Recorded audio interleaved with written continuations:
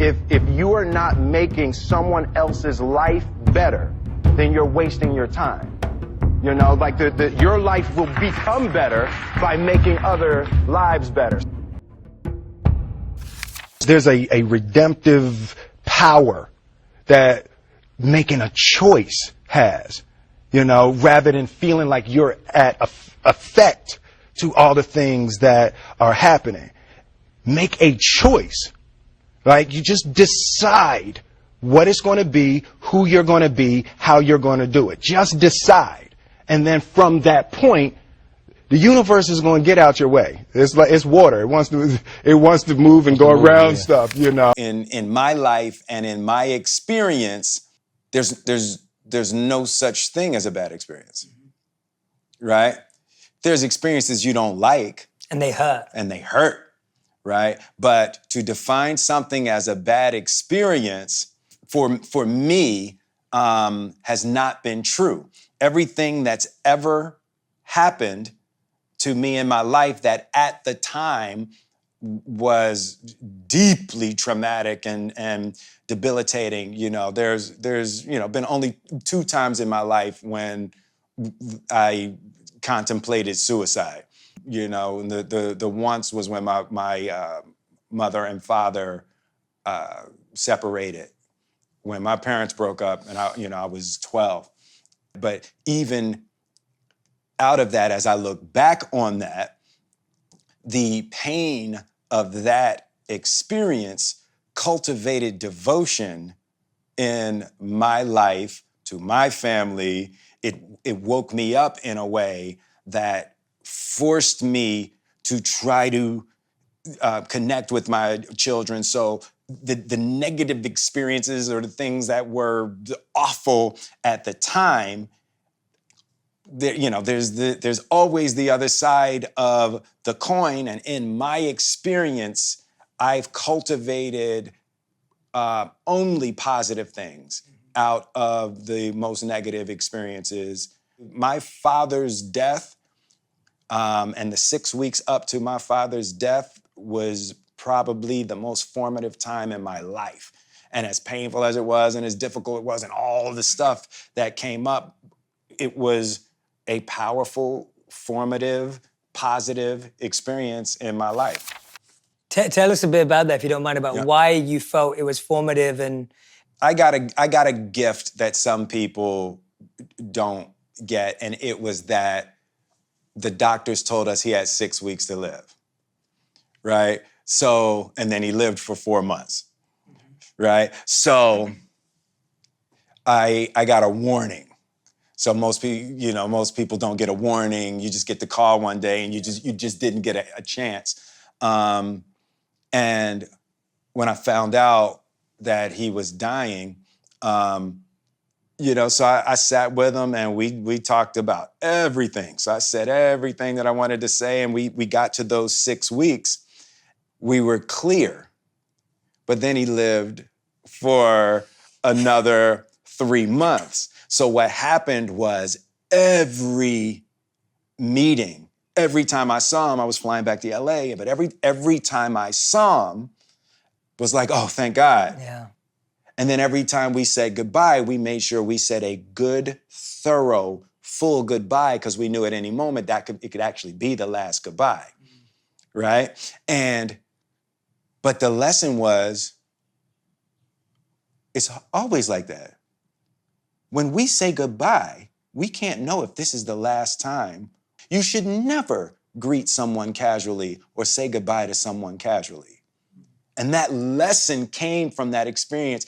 Every moment was so rich.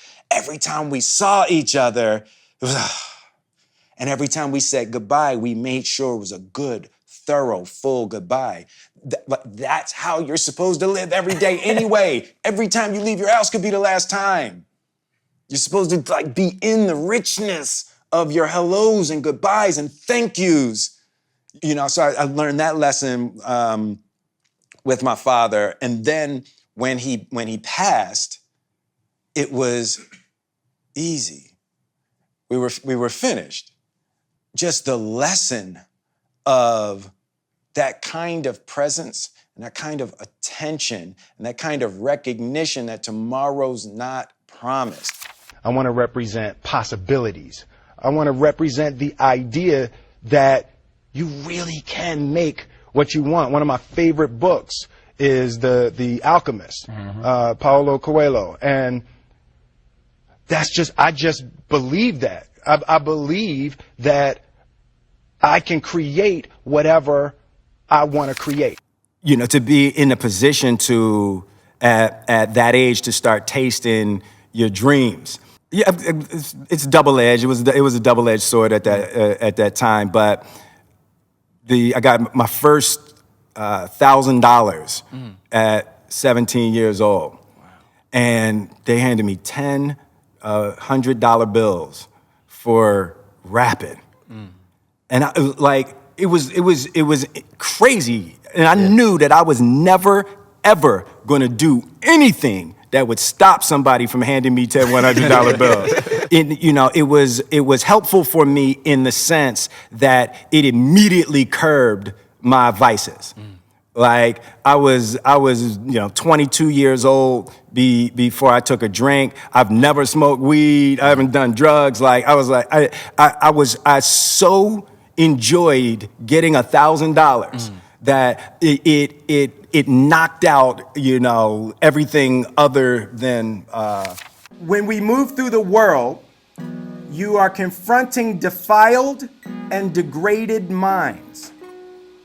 It's the way God designed this place. You are going to come across people that have made poisonous conclusions and false beliefs, and they've got insane narratives running through their minds. And as you walk through the street, you're coming in contact with that all day long.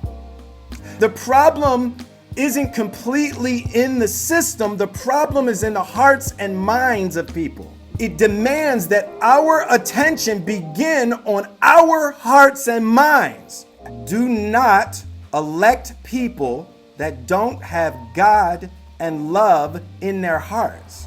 Don't succumb to lovelessness no matter how much evil you face, because you poison yourself and you poison your own community when you succumb to lovelessness. The first step before anybody else in the world believes it is you have to believe it.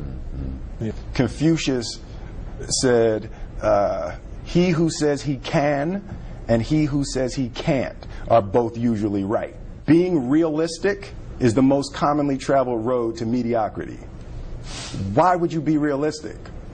What's the point of being realistic? I'm going to do it. It's done. It's already done. The second I decide it's done, it's already done. So now we just got to wait for y'all to see. It's unrealistic to walk in a room and flip a switch and lights come on. That's unrealistic.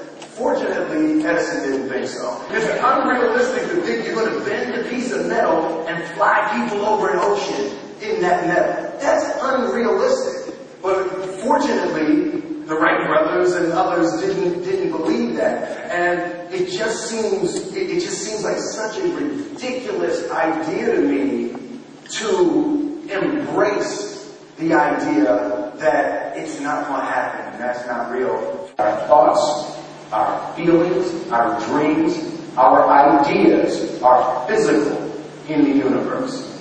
That if we dream something, if we picture something, if we commit ourselves to it, that is a physical thrust towards realization that we can put into the universe. That the universe is not a thing that's going to push us around.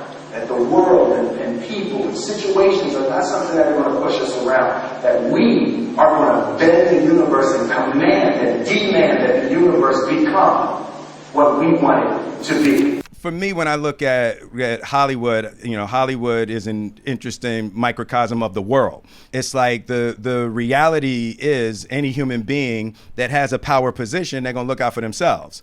People are fearful and people are desirous of things for themselves. So when people have a power base, you know, like you take care of yourself and you take care of your own, you know, so the question becomes, how can we share? Right. And it's always going to be difficult for somebody when sharing means they have to have less. for you, if sharing means you're going to get more, sharing's a good thing.